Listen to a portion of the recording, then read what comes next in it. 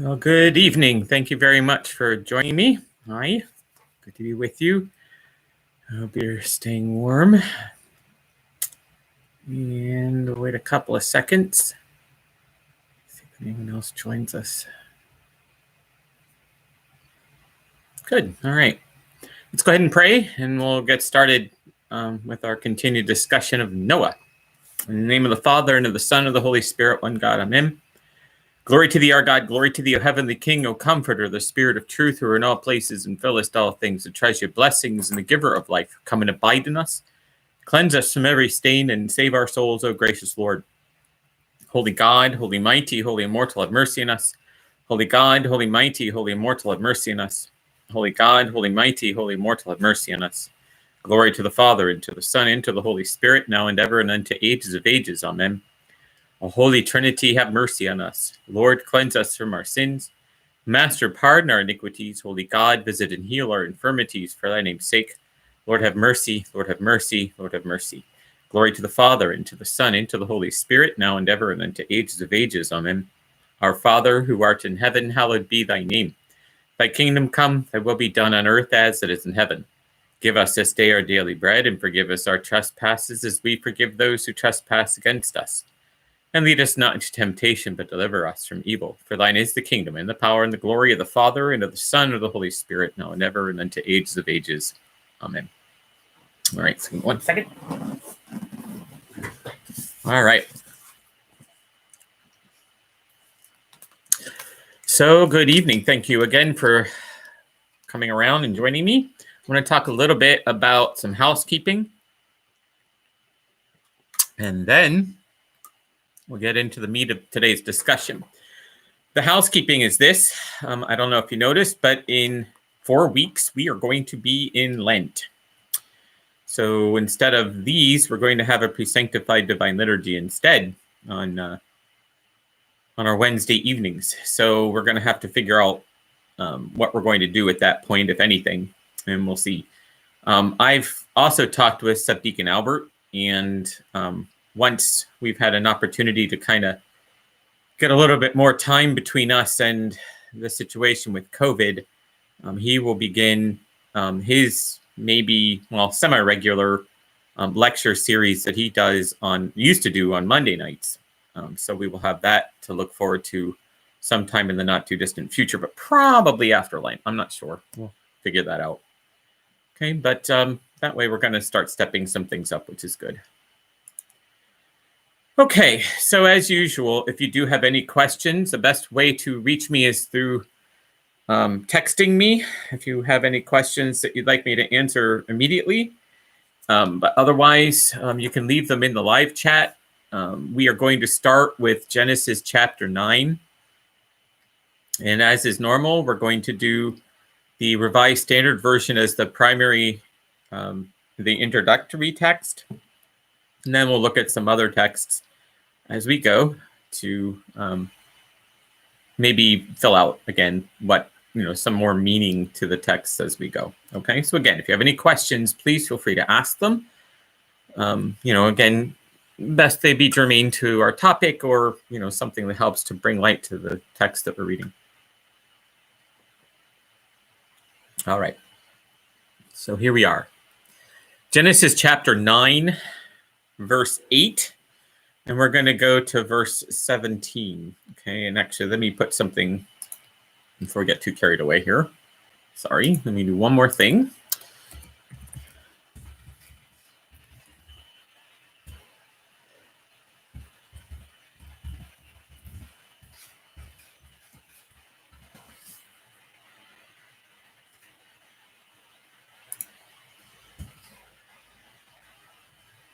Apologies. Voila. Okay. There. Now you click on that. That'll take you right to what we're reading. Okay. If you can't see what I just did, I left a comment in the chat that has a hyperlink to the text I'm about to read. So here we go.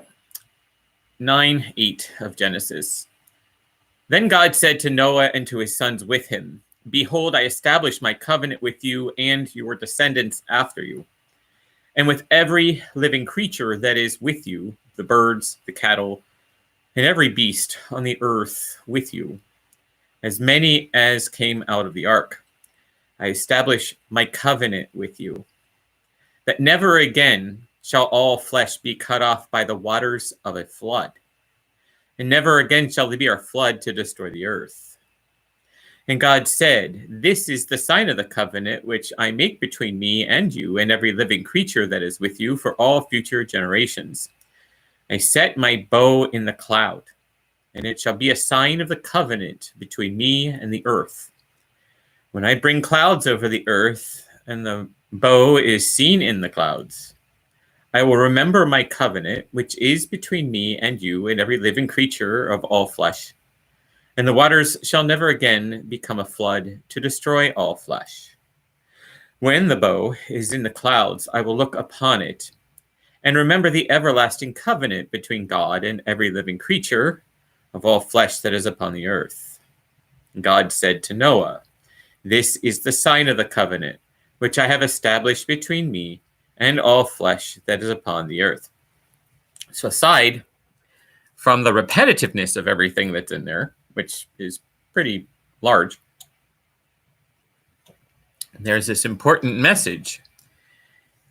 The first is that the rainbow, that multicolored thing that we see in the sky, is God's bow, and it is a reminder to God that he will never again destroy the earth by flood. Notice he doesn't say I will never again destroy the earth. He just says I'm not going to use a flood to do it. Okay? That should be very telling to us, first of all. But second of all, this issue of covenant. Now, a covenant is an agreement between two agents. Okay, so in this case, it's a covenant or an agreement between God and God's people. That would be us, or the Hebrew people. Well, not even the Hebrew people at that point, because we haven't gotten to Abraham yet. But this is basically just the people. And that's another important thing. I don't know if you noticed this or not, but Noah really isn't part of the Abrahamic covenant, is he? Because he predates Abraham. Okay, so he's part of God's creation, but he is not part of the children of Abraham, Isaac, and Jacob. He's a descendant of them, an ancestor of them, really. He's an ancestor of them, but he is not part of that covenant. Okay, which is interesting. I mean, not to make anything of it, because God saw him as righteous. So obviously, he is somebody that that God sees as important, and we can see as important likewise because of his faith and his love for God, his loyalty to God, and so forth. So we see him as important, but it's interesting that he's not part of that covenant. Okay, of the covenant of Abraham. Now he has his own covenant, and that's important. If you look at the people of God in the Old Testament, their relationship is generally defined by these matters of covenant. Okay, so a covenant, again, is an agreement, and this is one of the first that we have in the Old Testament. There are more. I do not think we will get to them before Lent starts, but there are definitely more covenants at this point. Well, we might get to the covenant of Abraham, but I kind of doubt it since we only have 3 weeks to go. Okay, so anyway, covenant, an agreement between God, a contract really between God and his people. Okay, in this case, the covenant is that the flood won't destroy anything anymore. Now, let me ask you this. Is there any kind of obligation? Because one of the things about a covenant, it's like a contract, okay? I will work for you and you will pay me. That's a contract, a covenant, okay? But the question is there a covenant that the people have to abide by in respect to this particular one? And the answer really is no. It's just that God will never again destroy the earth by flood. Okay, so anyway, that's useful for us, I think, to keep in mind. Covenants. We're going to see that, like I said, a lot in the Old Testament. We also see it in the New Testament. Okay, think about what our Lord says at the institution of the Eucharist. Okay, that's where you see it. Right? And you can take a look at that yourselves. And eventually, we'll take a look at that together. This issue of covenant. Okay, so anyway, that's that chapter. So let's go on to what the Jewish Publication Society has to say about it. All right. God said to Noah and to his sons with him, I now establish my covenant with you and your offspring to come, and every living thing that is with you, birds, cattle, and every wild beast as well, all that have come out of the ark, every living thing on earth. I will maintain my covenant with you. Never again shall all flesh be cut off by the waters of a flood, and never again shall there be a flood to destroy the earth. God further said, "This is the sign that I set for the covenant between me and you, and every living creature with you, for the ages to come. I have set my bow in the clouds, and it shall serve as a sign of the covenant between me and the earth. When I bring clouds over the earth, and the bow appears in the clouds, I will remember my covenant between me and you and every living creature among all flesh, so that the waters shall never again become a flood to destroy all flesh. When the bow is in the clouds, I will see it and remember the everlasting covenant between God and all living creatures, and all flesh that is on the earth. That, God said to Noah, shall be the sign of the covenant that I have established between me and all flesh that is on the earth." Okay, pretty much the same. All right, this is the Septuagint, English translation. "And God spoke to Noah and his sons with him." If it sounds funny, in the Septuagint, it's N-O-E, Noah, not Noah, but Noah. No. "And God spoke to Noah and his sons with him, saying, And behold, I establish my covenant with you, and with your seed after you, and every living creature with you, of birds and of beasts, and with all the wild beasts of the earth, as many as are with you, of all that came out of the ark. And I will establish my covenant with you, and all flesh not any more die. And all flesh shall not any more die by the water of a flood, and there shall no more be a flood of water to destroy all the earth. And the Lord God said to Noah, This is the sign of the covenant which I set between me and you, and between every living creature which is with you for perpetual generations. I set my bow in the cloud, and it shall be for a sign of covenant between me and the earth. And it shall be, when I gather clouds upon the earth, that my bow shall be seen in the cloud. And I will remember my covenant, which is between me and you, between every living soul in all flesh. And there shall no longer be water for a deluge, so as to blot out all flesh. And my bow shall be in the cloud, and I will look to remember the everlasting covenant between me and the earth, and between every living soul in all flesh, which is upon the earth. And God said to Noah, This is the sign of the covenant, which I have made between me and all flesh, which is upon the earth. It's pretty clear, and this is an important thing. It's a literary technique, but it's also just a very important message for matters of emphasis. And that is this whole, 3 times at least, there is reference to the bow being the sign of the covenant. So there's the covenant, there's the party to whom this covenant is given. This is the party who initiates. We have God who initiates the covenant, and then so we have God initiating the covenant. We have the covenant itself.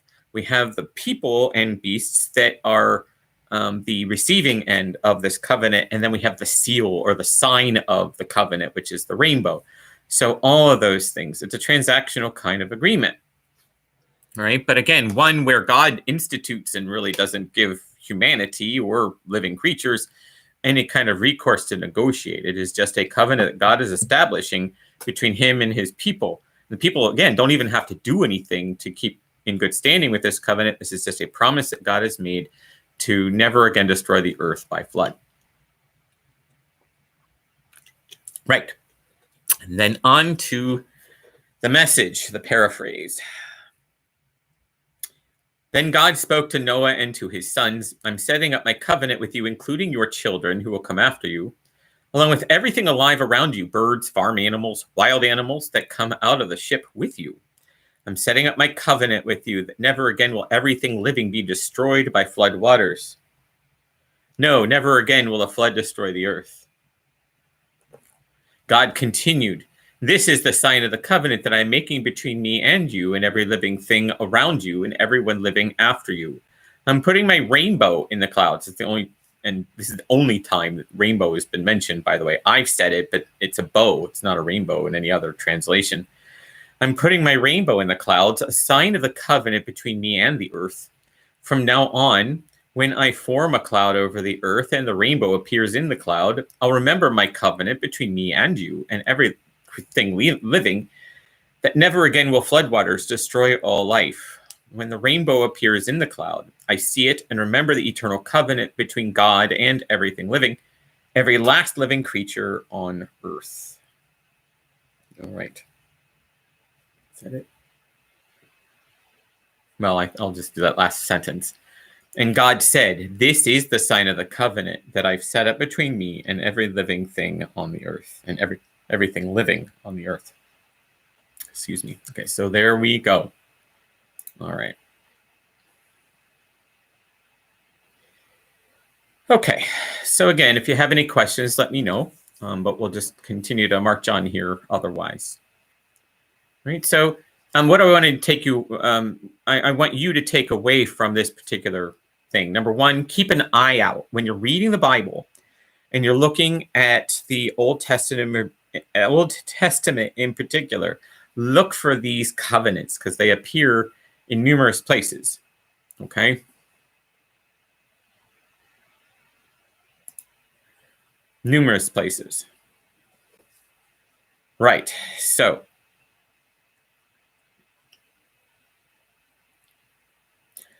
on to the next thing here. So this is chapter 9, verses 18 and following. Sorry, my virus checker all of a sudden went nuts. So I'm being distracted. Okay, so here we go. Verse 18 of chapter 9. The sons of Noah who went forth from the ark are Shem, Ham, and Japheth. Ham was the father of Canaan. These three were the sons of Noah, and from these the whole earth was peopled. Noah was the first tiller of the soil. He planted a vineyard, and he drank of the wine and became drunk, and lay uncovered in his tent. And Ham, the father of Canaan, saw the nakedness of his father, and told his two brothers outside. Then Shem and Japheth took a garment, and laid it upon both their shoulders, and walked backwards, and covered the nakedness of their father. And their faces were turned away, and they did not see their father's nakedness. When Noah awoke from his wine, and knew what his youngest son had done to him, he said, "Cursed be Canaan, a slave of slaves shall he be to his brothers." He said also, "Blessed by the Lord my God be Shem, and let Canaan be his slave. God enlarge Japheth, and let him dwell in the tents of Shem, and let Canaan be his slave." And after the flood, Noah lived for 350 years. And all the days of Noah were 950 years, so he was shy of Methuselah by 19 years, poor Noah, and he died.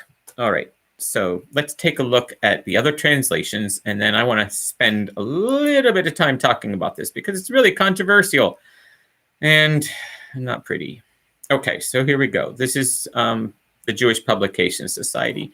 The sons of Noah who came out of the ark were Shem, Ham, and Japheth. Familiar? Ham being the father of Canaan. These three were the sons of Noah, and from these the whole world branched out for people. Noah, the tiller of the soil, was the first to plant a vineyard. He drank of the wine and became drunk, and he uncovered himself within his tent. That's interesting. Ham, the father of Canaan, saw his father's nakedness and told his two brothers outside. But Shem and Japheth took a cloth, placed it against both their backs, and walking backwards, they covered their father's nakedness.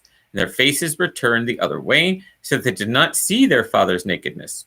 When Noah woke up from his wine and learned what his youngest son had done to him, he said, "Cursed be Canaan, the lowest of slaves shall he be to his brother." And he said, "Blessed be the Lord, the God of Shem. Let Canaan be a slave to them. May God enlarge Japheth, and let him dwell in the tents of Shem, and let Canaan be a slave to them." And then Noah lived after the flood 350 years. And all the days of Noah came to 950 years, and then he died. Right, so that is Jewish Publication Society. And now here is the Septuagint version. Now the sons of Noah came out of the ark were Sem, Ham, and Japheth. And Ham was the father of Hanan. And these three are the sons of Noah, that of these were men scattered over all the earth. And Noah began to be a husbandman, and he planted a vineyard. And he drank of the wine and was drunk and was naked in his house.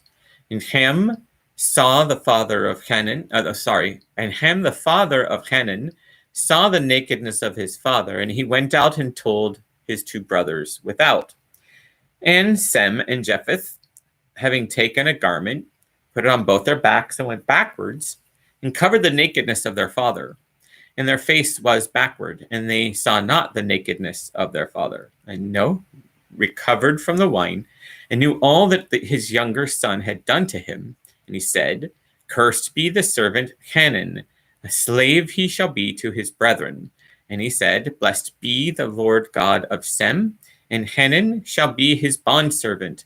And may God make room for Japheth, and let him dwell in the habitations of Sem, and let Hanan be his servant. And Noah lived after the flood 350 years. In all the days of Noah were 950 years, and he died. All right.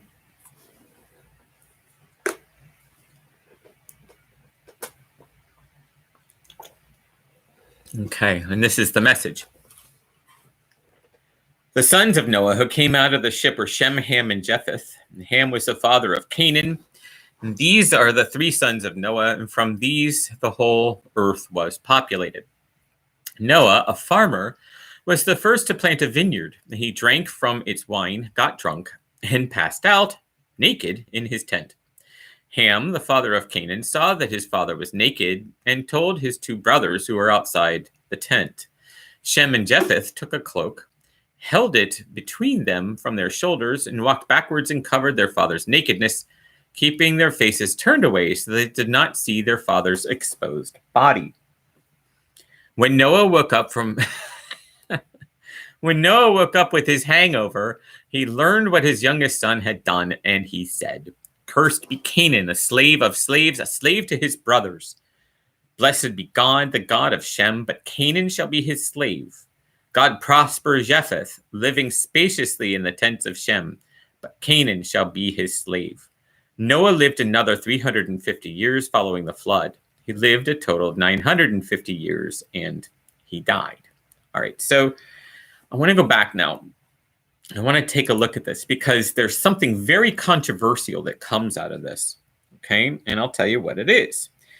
It is that in America, you may be familiar with something that happened, and we actually went to war for it. Well, sort of. And that is the matter of slavery, right? So in the early 1600s, almost immediately after the colonization of the United States, they started bringing in slaves to work the fields.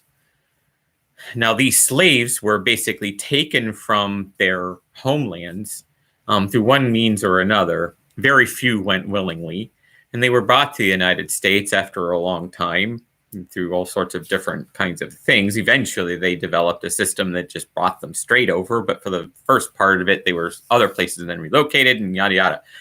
Anyway, the point is that once slaves became established in the United States, the theological justification for holding slavery is that there is always a class of people that is meant to be a servant of the other classes of people.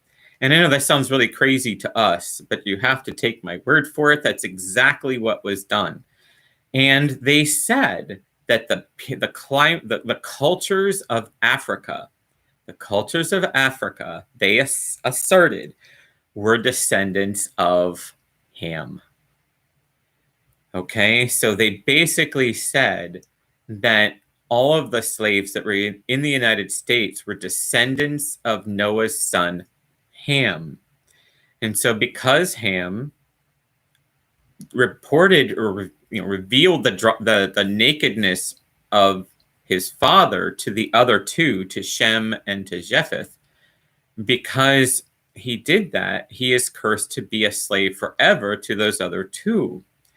And so they argued, the slaveholders in the United States argued, that indeed the people that were working their fields and living, a life of slavery here in the United States were indeed the servants of Ham, or the descendants of Ham.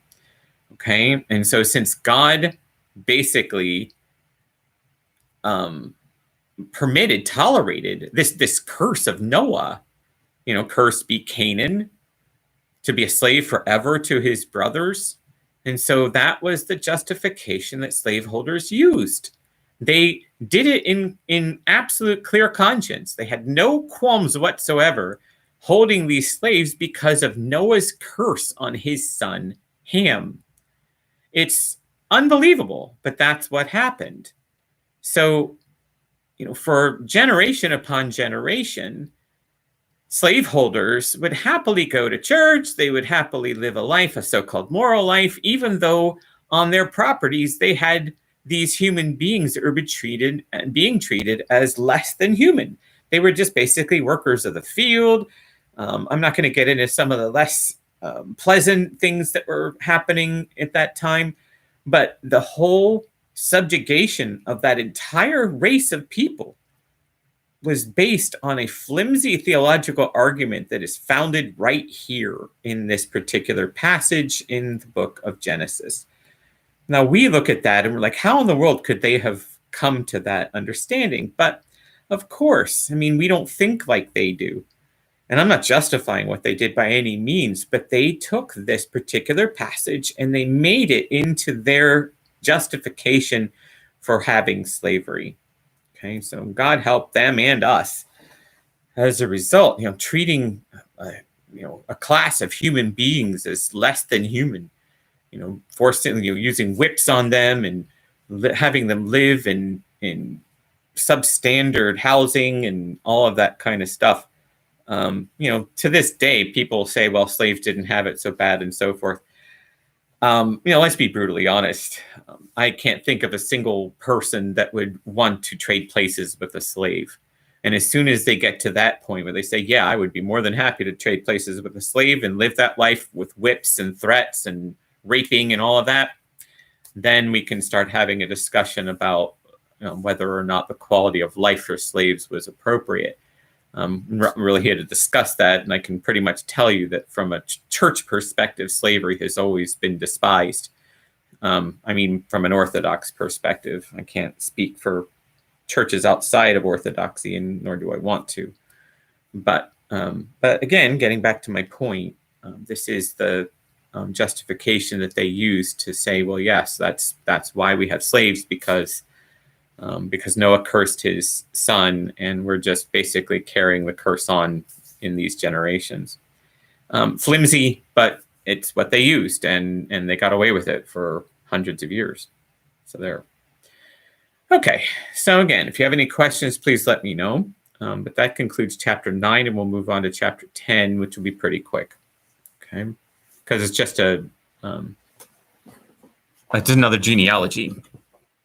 So here we go. Chapter 10. These are the generations of the sons of Noah, Shem, Ham, and Japheth.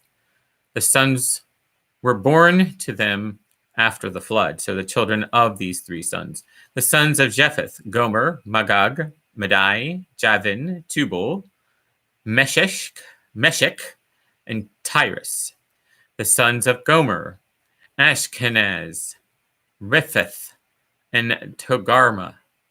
The sons of Javin, Elisha, Tarshish, Kittim, and Dadanim. From these the coastland peoples spread. These are the sons of Japheth in their lands, each with his own language, by their families in their nations. The sons of Ham, Cush, Egypt, Put, and Canaan. The sons of Cush, Seba, Havilah, Sabta, Ramah, and Sabteca.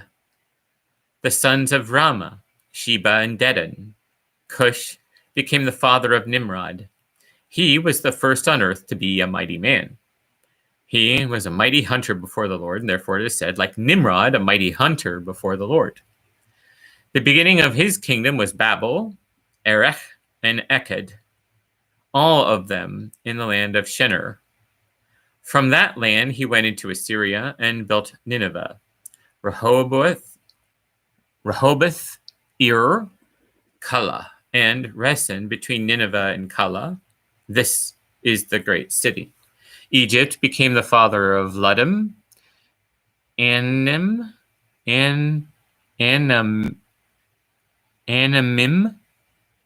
Lahabim, and Nephtuhim. Pathrusim and Casluhim, whence came the Philistines, and Caphtorim. Canaan became the father of Sidon, his firstborn, and Heth, and the Jebusites, and the Amorites, and the Girgashites, the Hivites, the Arkites, and the Sinites, the Arvadites, and the Zemarites, and the Hamathites. Afterwards, the families of the Canaanites spread abroad, and the territory of the Canaanites extended from Sidon in the district of Gerar as far as Gaza, and in the direction of Sodom, Gomorrah, Admah, and Zobeim, as far as Lasha. These are the sons of Ham, by their families, their languages, their lands, and their nations. Just a slight aside here. I mean, obviously, what we are getting here is the establishment of existing kingdoms. So when the particular book, this book of Genesis, was written, these were basically tribes in the area where Genesis was speaking. Okay, so we're done with 2/3 of the three. So here's the third, to Shem also, the father of all children of Eber, the elder brother of Japheth. Children were born. The sons of Shem, Elam, Ashur, Arpachshad, Lud, and Aram. The sons of Aram, Uz, Hul, Gaither, and Mash. Arpachshad became the father of Selah, and Selah became the father of Eber. To Eber were born two sons. The name of one was Peleg, for in his days the earth was divided, and his brother's name was Joktan. And Joktan became the father of Almadad, and Shelif, Hazar Maveth, Jerah, Hadoram, Uzal, Dithla, Obal, Abimael, and Sheba, Ophir, Havilah, and Joheb. All of these were sons of Joktan. The territory in which they lived extended from Misha in the direction of Sephir to the hill country of the east. These are the sons of Shem by their families, and their languages, and their lands, and their nations. These are the families of the sons of Noah, according to their genealogies and their nations, and from these nations spread abroad on the earth after the flood. And that's it for chapter 10. All right, the only thing I'm going to do at this point is take a look at the message, because you sort of get the idea. You know, this is a genealogy. The names are all going to be different. I'll explain that in a second. When you have names in the Bible, for the most part, do your best to transliterate them. And part of the thing is we don't know how, what transliterate means is to take a word that's written down, to try to sound it out, and then put it into the alphabet that you're trying to translate into. Let's see if I can come up with an idea. Jacob would be a classic example. Okay. In Russian, Yaakov, in Hebrew, Yaakov, and in Greek, Jacobus. But Jacob is a transliteration. You don't bother to translate it. All you're trying to do is take the sound that you hear in Hebrew or Aramaic or Latin or English, or not English, or German or whatever, and you're trying to come up with a way to pronounce it in English so that you're sounding pretty much the same as it sounded in the original language. So when you take a look at these names, actually, I have a preference to look at them in their original language and try my best to pronounce them based on that. Because, you know, English, sometimes you have a letter A, and sometimes that A is a long A, like A, like hey, or stay, right? That's a long A. Or a short A, like cat. Or sometimes you get an other sound like father. The A at the beginning of father has an ah sound for cat, A sound for stay. So all of those are different ways that you can translate in English or pronounce in English. So when you look at something in Hebrew or Greek or another foreign language, sometimes it's better to look at the original if you have a sense of what it would sound like, and then to say it from there. Okay. Just an FYI. So that's what transliteration means. Translation means to take something and turn it into something else. Like we say logos, that's a Greek word. Okay, means word. Davar in Hebrew, same thing. It means word. We don't say the Davar came to Noah. We say the word came to Noah, right? So Davar would be then translated into English using the word spoke. Although, there's other things, or word or spoke. All right. So anyway, this is the actually, you know what? I'm not even going to bother with this. You get the idea. A genealogy is just trying to get us to the point. We have an important narrative thing, in this case, the story of Noah, and the things that came out of that. And then after that, we've got to jump. We go from Noah to something else. Okay. And so we've got to make up for the generations. And so we list their relatives. Interesting. It's important when we look at a genealogy. If there was something important that happened during these times, we would have mentioned it. Okay, but for the most part, these people lived and died, and I mean, their lives are, their lives are important enough that they're remembered in the Bible, but they're not like the story of Noah. They're not like the story of Abraham. So they're just basically mentioned, and we move on. All right, continuing on. So let's look at chapter 11 of Genesis in the Revised Standard Version. And again, if you do have any questions, please feel free to ask them. Thank you.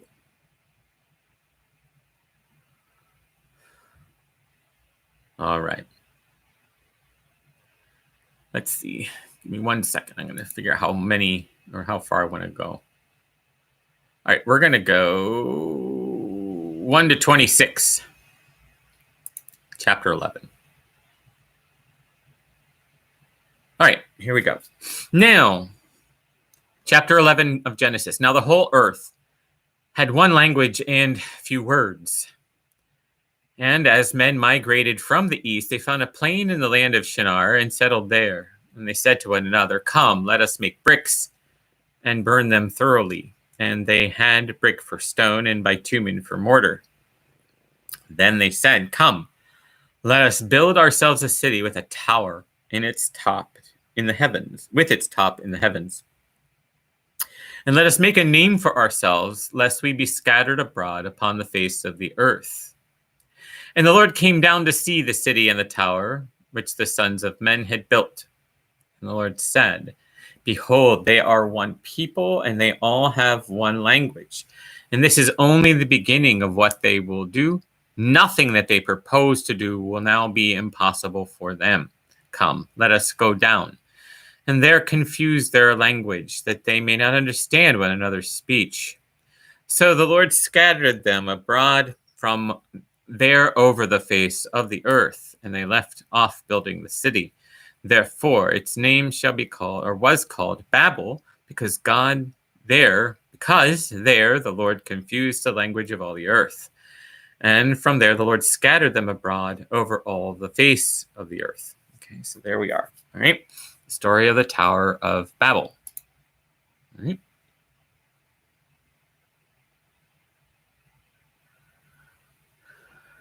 Okay.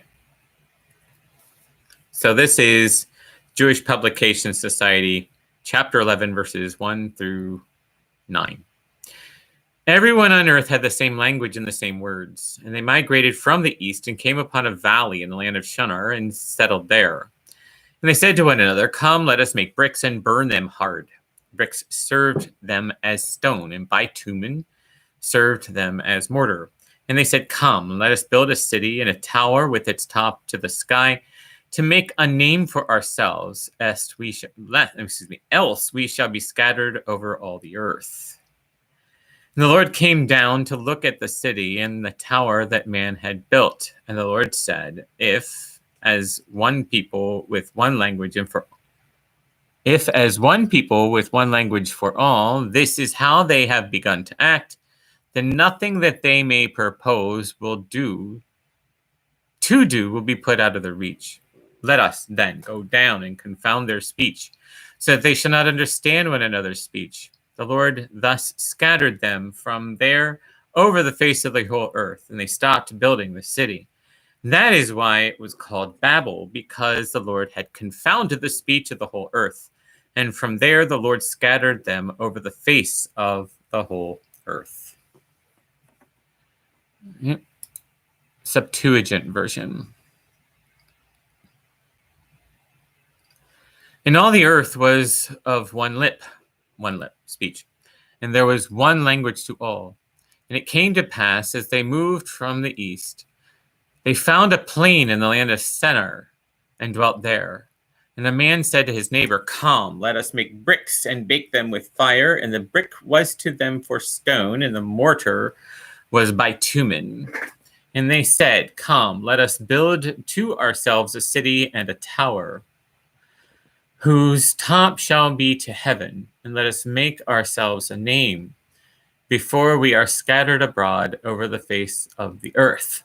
And the Lord came down to see the city and the tower which the sons of men had built. And the Lord said, behold, there is one race and one lip of all, and they have begun to do this. Now nothing shall fail from them of all that they may have undertaken to do. Come, and having gone down, let us confound their tongue, that they may not understand each the voice of his neighbor. And the Lord scattered them thence over the face of all the earth, so that they left off building the city and the tower. On this account, its name was called Confusion, Babel, because the Lord had confounded the tongues of all the earth. Thence the Lord scattered them upon the face of the earth. Okay.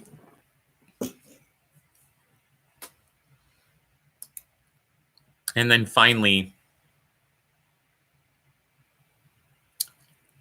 the message. At one time, the whole earth spoke the same language. So it happened that as they moved out of the east, they came upon a plain in the land of Shinar and settled down. And they said to one another, come, let us make bricks and fire them well. And they used brick for stone and tar for mortar. Then they said, come, let us build ourselves a city with a tower that reaches heaven. Let us make ourselves famous, so that we won't be scattered here and there across the earth. God came down to look over the city and the tower which the people had built. God took one look and said, one people, one language? Why, this is only a first step. No telling what they'll come up with next. They'll stop at nothing. Come, we'll go down and garble their speech so that they won't understand each other. Then God scattered them from there all over the earth, and they had to quit building the city. That's how it came to be called Babel, because God turned their language into Babel. And from there, God scattered them all over the world. Okay, so there we are. All right, so let me say another thing, because we're kind of at a stopping point there. Not that we're going to stop, but I just want to say that things change. There's a focus change in the text at this point. Okay, because we're moving from a theological history into more of a personal history. Okay, so what do we have that we've covered so far? What we have is Adam and Eve, okay, the transgression. We have Cain and Abel, the ones who made the offering. One rejected, one accepted. The one whose offering was rejected kills his brother. So we have all of that. You know, how did violence come into the world and so forth? Just look at Cain. We have Noah and the flood. And we have God's promise to Noah that he will never again destroy the earth by a flood. So that's the third thing. And the covenant that's there established between God and Noah and God and his people and God and every living creature. And then the final thing is the Tower of Babel. Okay, so these all answer questions. How did this happen? How did that happen? And there is some usefulness in that, but it is very important. And I did some reading today. I can't remember the context for it. But even there, the argument is made amongst our fathers, the church fathers, that the Bible is not meant to be taken literally. It is meant to be taken in a way that shows theological truths. And there's nothing wrong with that. In fact, it's crucial. But we can't treat it with like some kind of factual history. My patron saint and others actually look at the text and say, well, you need to take this thing that is a historical narrative kind of a thing, and you need to approach it from the avenue of allegory. Okay, and I've used the example before where the people of the promised land go and take over a territory, and God says, I want every living creature destroyed, and I want all the gold and silver eliminated also. I don't want anything kept by the people. Okay, and I made the argument that basically that kind of ferocity in dealing with outside agencies is how we need to deal with the passions in our own lives as we consider our spiritual lives. You know, we say we try to pray, we try to do all these things that are holy, but if we are not spending our time in honest prayer, then what we are doing is basically trying to equip for ourselves for a fire escape, trying to avoid going to hell out of serving God. But in reality, what we should do instead is look at our motivations and understand that what we are trying to do needs to be done out of joy and not out of compulsion. Okay. Anyway, these kinds of things, these theological matters, can be derived from, and in addition to that, what I was trying to say, not only are we supposed to do that, but we are also supposed to have such a ferocious guard of our passions that we're not supposed to allow them any kind of quarter. So we must eliminate them completely. We shouldn't allow the slightest bit of a passion to stay within us, because if we do, it will corrupt the whole thing over time. Okay, I got a little sidetracked there, and I apologize. But so the mercilessness that God tells his people to show to the people around them by getting rid of everything is the kind of ferociousness that we need to have in respect to our passions. We need to guard against our temptations. Okay, so here we go. Now, starting at chapter 11, verses 10 and going to 26, we have another genealogy, and I'm not going to get into that, okay? So you can read that for yourselves, because I want to move on to Abraham and Sarah, okay? Oh, that's not who they are. It's called Abram and Sarai. Okay, I don't know if you knew this, but when you look at Abraham and Sarah, they actually had a different name first. Abraham's name before he was Abraham was Abram, and Sarah's name before she was Sarah is Sarai, Sarai. Okay, and so here we go. All right, this is Genesis chapter 12. And God said to Abram, whoops, let me back up. I'm in the wrong translation here. God told Abram, leave your country, your family, your father's house, for a land that I will show to you. I'll make of you a great nation and bless you.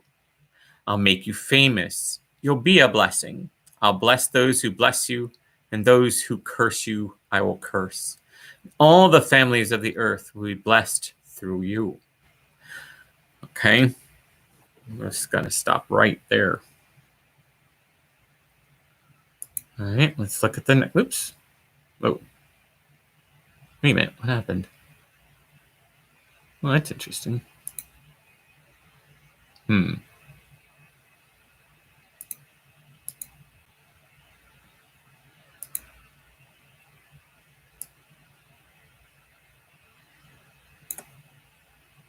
Okay.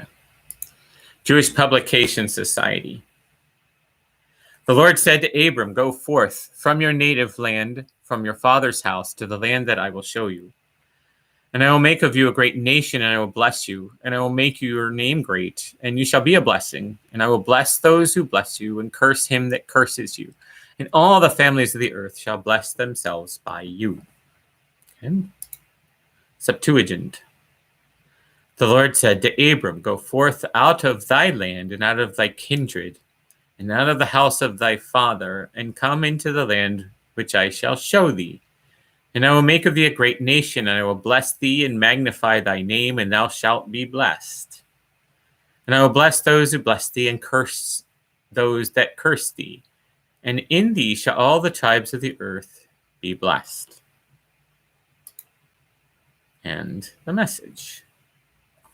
God told Abram, leave your country, your family, and your father's house to the land that I will show you. And I'll make of you a great nation and bless you. I'll make you famous. You'll be a blessing. I'll bless those who bless you, curse those who curse you, and all the families of the earth will be blessed through you. Okay. Does that sound familiar? Well, it should. It should sound like another covenant. Okay. You go and do what I tell you to do, and I will make of you a great nation, and I will bless you, and I will make you famous. Okay, we're going to look at that. We're probably not going to get at it. Hopefully we will. If we don't get it now, we'll get it at the end of Afterline. But basically, this is the start of another covenant, okay, just so you know. So we had the covenant with Noah in the form of the rainbow. Now we have the covenant with Abram, where God asks him to do something, and he goes and he does it. Okay. All right. Then we're going to go from 4 to 9, okay, of chapter 12 of Genesis. So Abram went, as the Lord had told him, and Lot went with him. Now get this. Abram was 75 years old when he departed from Haran. Okay, 75 years old. Imagine that, being 75 years old, hearing God say, okay, pick up everything you've got. You know, you're in your retirement. Who cares? Go. Go into a land that I will show you. I will show you. And if you do this, I will make of you a great nation. I will bless you, and I will make your name great. I'll make you famous, as Dr. Peterson says, so that you will be a blessing. Okay, so that you will be a blessing. All right. So we did 4. They departed from Haran, and Abraham took Sarah, his wife, and Lot, his brother's son, and all their possessions which they had gathered, and the persons that they had gotten in Haran, so apparently they had slaves, and they set forth to go to the land of Canaan. And when they had come to the land of Canaan, Abram passed through the land to the place at Shechem, to the oak of Moreh. At that time the Canaanites were in the land. Then the Lord appeared to Abram and said, to your descendants I will give this land. So he built there an altar to the Lord who had appeared to him. Thence he removed to the mountain on the east of Bethel and pitched his tent, with Bethel on the west and Ai on the east. There he built an altar to the Lord and called on the name of the Lord. And Abram journeyed on, still going towards the Negeb. Okay. Jewish Publication Society. Abram went forth as the Lord had commanded him, and Lot went with him. Abram was 75 years old when he left Haran. Abram took his wife Sarah, or Sarai, and his brother's son Lot, and all the wealth that they had amassed, and the persons that they had acquired in Haran, and they set off for the land of Canaan. When they arrived in the land of Canaan, Abram passed through the land as far as the site at Shechem, at the Tabernath of Moreh, and the Canaanites were then in the land. The Lord appeared to Abram and said, I will assign this land to your heirs. And he built an altar to the Lord who had appeared to him. From there he moved over to the hill country east of Bethel and pitched his tent, with Bethel on the west and Ai on the east. And there he built an altar to the Lord and invoked the name of the Lord. Then Abram journeyed by stages towards the Negeb. Okay. Again, if you have any questions, let me know, please. Okay. And Abram, this is the Septuagint version, and Abram went as the Lord spoke to him, and Lot departed with him. Abram was 75 years old when he went out of Haran.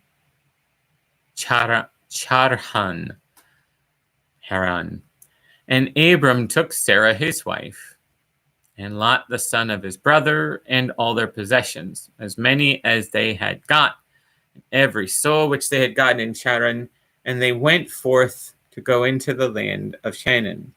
And Abram traversed the land lengthwise as far as the place in Shechem to the high oak, and the Canaanites had then inhabited the land. And the Lord appeared to Abram and said to him, I will give this land to thy seed. And Abram built an altar there to the Lord who had appeared to him, and he departed thence to the mountain eastward of Bethel. And there he pitched his tent in Bethel near the sea, in Agai, towards the east. And there he built an altar to the Lord and called on the name of the Lord. And Abram departed and went and encamped in the wilderness. Okay.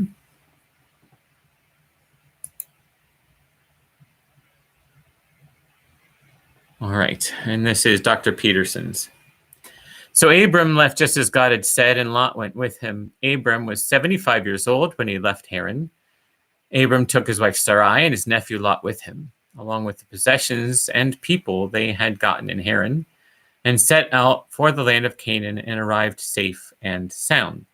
Abram passed through the country as far as Shechem and the oak of Moreh. At that time, the Canaanites occupied the land. God appeared to Abram and said, I will give this land to your children. And Abram built an altar at the place that God had appeared to him. And he moved on from there to the hill country east of Bethel and pitched his tent towards Bethel to the west and Ai to the east. He built an altar there and prayed to God. Abram kept moving steadily, making his way south towards the Negev. Okay. All right, we're going to read. I'm just going to read two translations of the next thing so that we can finish with this chapter. But you can look these up also in the Bible Gateway. Bible Gateway has all sorts of translations. So if you're interested in looking at different Bible translations, I do recommend that. You can take a look at that link that I have in the chat.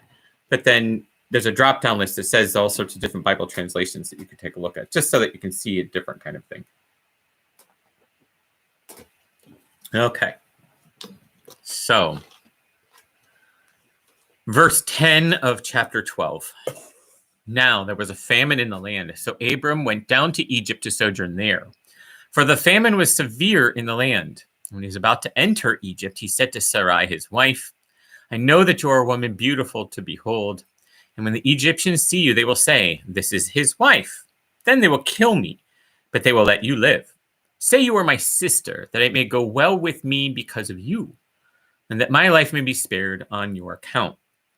When Abram entered Egypt, the Egyptians saw that the woman was very beautiful. And when the princes of Pharaoh saw her, they praised her to Pharaoh. And the woman was taken into Pharaoh's house. And for her sake, he dealt well with Abram. And he had sheep, oxen, he-asses, manservants, maidservants, she-asses, and camels. But the Lord afflicted Pharaoh and his house with great plagues because of Sarai, Abram's wife. So Pharaoh called Abram and said, what is this you have done to me? Why did you not tell me that she was your wife?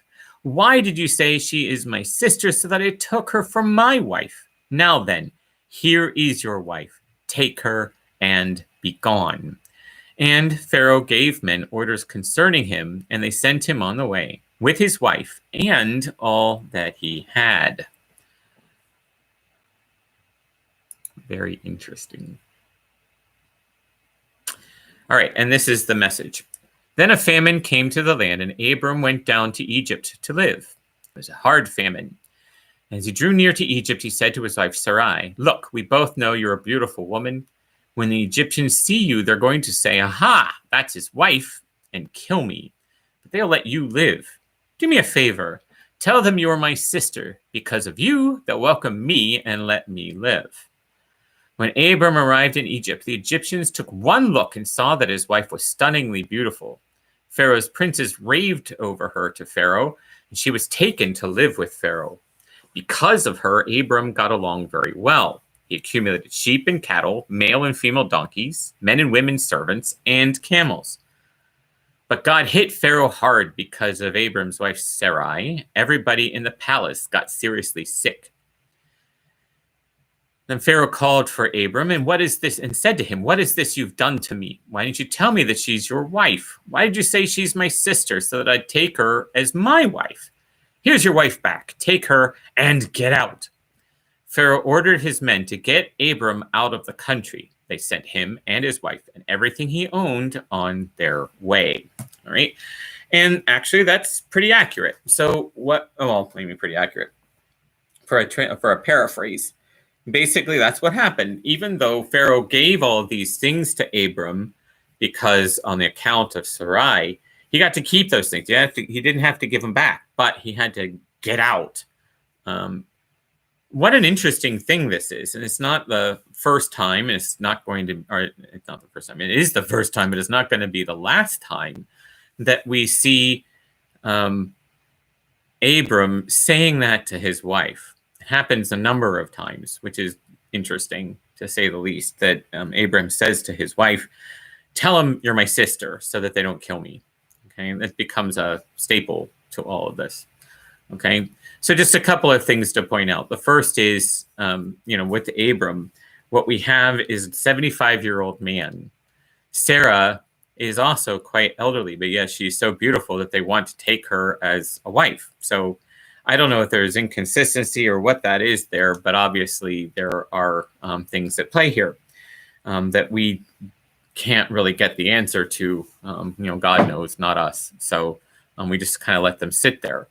But anyway, nevertheless, what we have is the beginning of this adventure that Abram is going on at 75 years old. And Abram then becomes the founder, really the father of all the Jewish people throughout history. And because he is their patriarch, he is also our patriarch. And so we also can look to him as the start of our faith in God.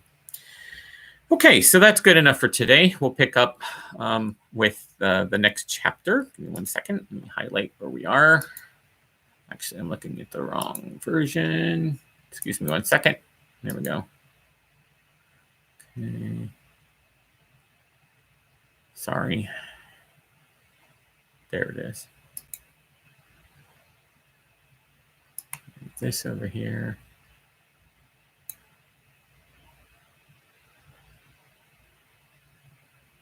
Okay. There, good. Okay, so we're going to pick up next time with the start of chapter 13, okay? So if you do have any questions or anything you'd like for me to answer in the meantime, please let me know. But otherwise, we'll just continue on with our story of Abram. And just one other thing I want to comment on before we go for tonight, and that is that you'll notice now that the narratives start to become a lot more saturated with the life of the people. Even with Noah, it's like a couple of epics in his life, but there's a whole bunch of things that are really kind of glossed over. Abram and Abraham become a major part of a huge chunk of the book of Genesis. There are other things. I mean, we do talk about Joseph towards the end of Genesis, but Abram is really the focal point from this point for another at least 10 chapters, because I know we're in chapter 12 right now. When we get to 22, we'll have the sacrifice of Isaac and all these other things that are going to come up. So, I mean, there's a lot more narrative about the life of Abram becoming Abraham that is covered here. So this becomes more akin to a historical document as opposed to what we have in chapters 1 through 11 of Genesis, which is more a theological history. This is more morality kind of a history, or just a regular narrative kind of a history. Okay, so it's just another thing to kind of keep in mind here, that now we're getting into things that are like more like the histories that we'd be used to reading ourselves. Okay. All right, so thank you very much for joining me. Like I said, if you do have any questions, feel free to send me an email or a text or whatever to kind of address some of the concerns you might have.